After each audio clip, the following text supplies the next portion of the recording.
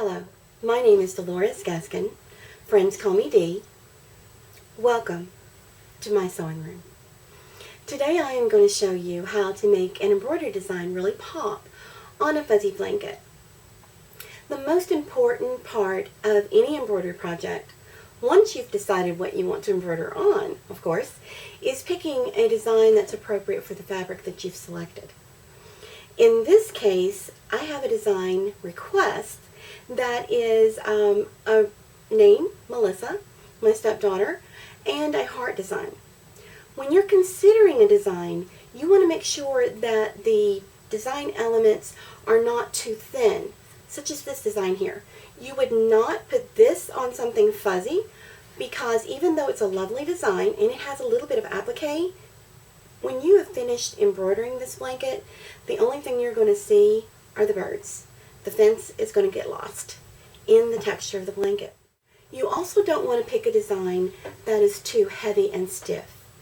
This design is really full and lovely, looks good on an apron, but I wouldn't want this design on a fuzzy blanket because it would make the blanket stiff. You want the blanket to still be nice and cuddly when you're done, like a blanket should be.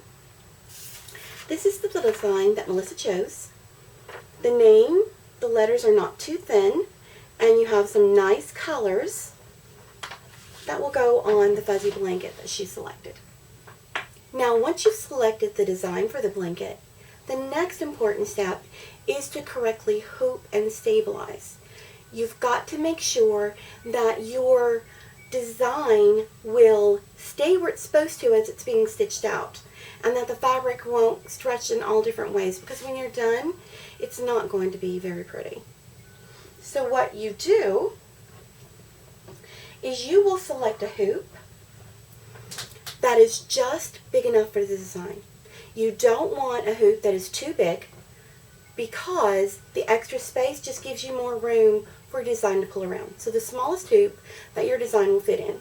And for my machine, this is that hoop. Then you want to select the stabilizer. And this is where a lot of confusion comes in, is in the stabilizer. In this case, since the design is not too thick, I don't need a heavy stabilizer. I want some stabilization left, so I didn't pick a wash away. Because once this blanket has been washed once, all of that would be gone and there would be no stability under the design and make it pull more. I did not want a tearaway because they tend to be stiff. Remember, I want this blanket still to be soft. So what I have done is picked a mesh. It's a cutaway mesh. I'm going to cut it close to the design, but there will be enough left to keep the design stable. The next thing that you'll have to do is decide where you're going to put the design. Now, you do not have to put the design in the traditional place for embroidery on a blanket. You'll see most people will stick their name or design in the lower right-hand corner. You can put it anywhere you want to. You can put it in the middle, you can put it at the top, you can put it catty corner. You can put 20 different designs on that blanket if that's what you want. Play a little. It's an art as well as a science. What I have decided to do with my design is put it in the bottom middle. I think that's where it's going to look the best, and I may have plans for some other designs later on each side of this design. The first thing that you have to do with anything that's fuzzy and has what we call a nap, and nap is very much like what you feel on an animal's fur. If you pet an animal and the fur goes down, you're going with a nap. If you are going against the nap, then all of the fur stands on end when you're done. So you're kind of petting your blanket to see which way is the bottom. And as I'm brushing, I notice that the fur lays down as I brush this way, which means this is the bottom. So this is where I'm going to be putting my design, on the bottom. I'm going to fold my blanket in half. Let's get back a little bit so you can kind of see. Fold my blanket in half, and I'm just going to mark it with pens. I don't have to be as precise on a blanket as I would be on other types of things such as shirts, especially shirts that have like stripes or geometric designs, or something that is going to really stand out if I am not to the nth degree in the middle of this design. Blankets are a little bit forgiving like that. I am going to take the blanket and turn the inside of the blanket up so that I'm seeing the bottom part. I'm just turning up just enough that'll fit my hoop. I'm going to take my stabilizer and I'm going to attach it to my blanket using spray adhesive. You can get any of the supplies that I'm talking about today. You can purchase at any of your local fabric stores like Hobby Lobby, Hancock's, Joann's. You can get them online. The spray adhesive is very important because you don't want to be chasing your hoop and your fabric and your stabilizer all around trying to get them centered. This helps keep at least two parts of that together. So I'm going to spray a little bit on the blanket. Doesn't take a lot. And it will wash out with my first washing. And then I am going to smooth down the stabilizer on the back of my blanket. And that's all I've done. Kind of eyeballed, make sure I'm still in the middle of my pins. Now I am going to hoop my design. I take my hoop. I'm going to loosen the outside part of the hoop.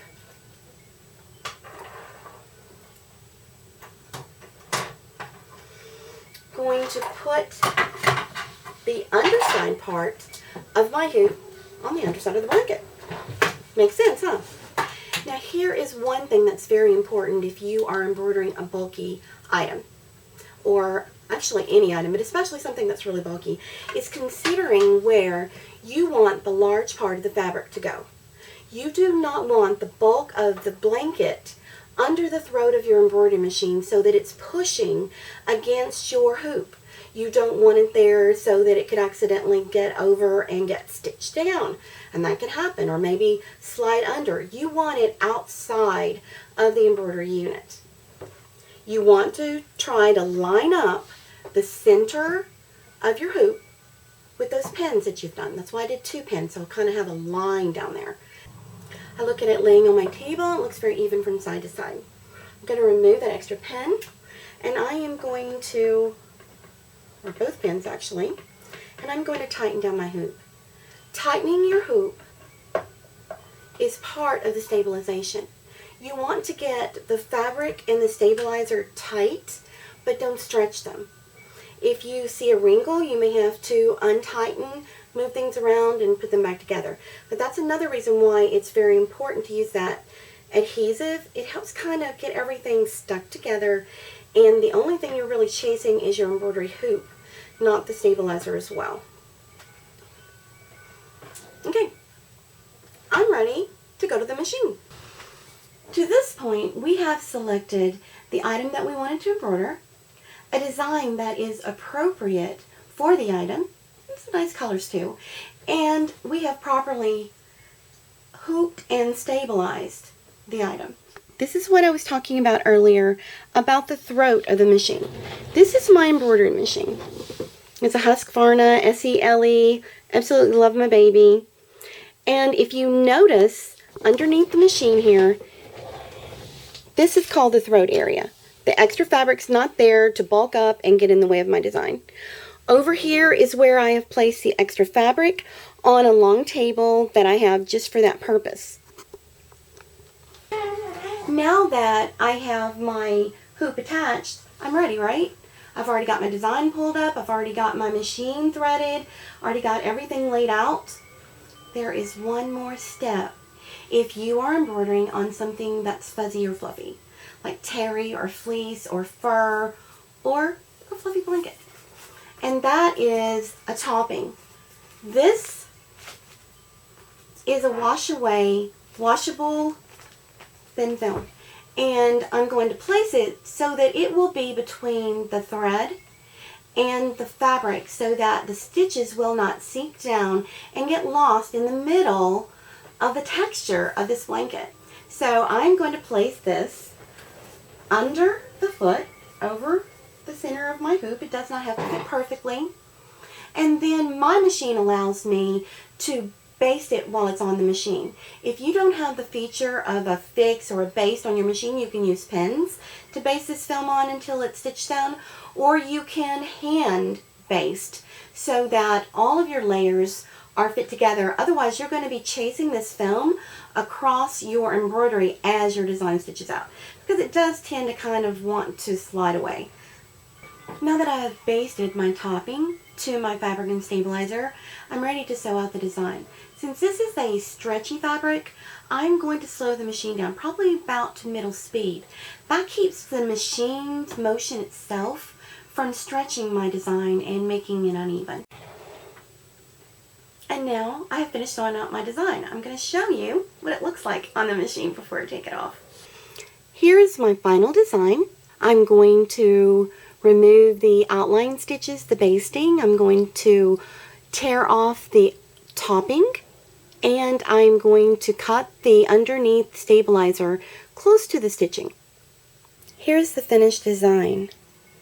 It really pops out on that green blanket, and it's still soft and cuddly. Now, I will say that with some designs, you may have to do a little bit of judicious trimming around some of the thinner elements if they get hidden in the nap of the fabric. Do not want to create a bald spot. Trim a little, step back and look. Trim a little more, step back and look.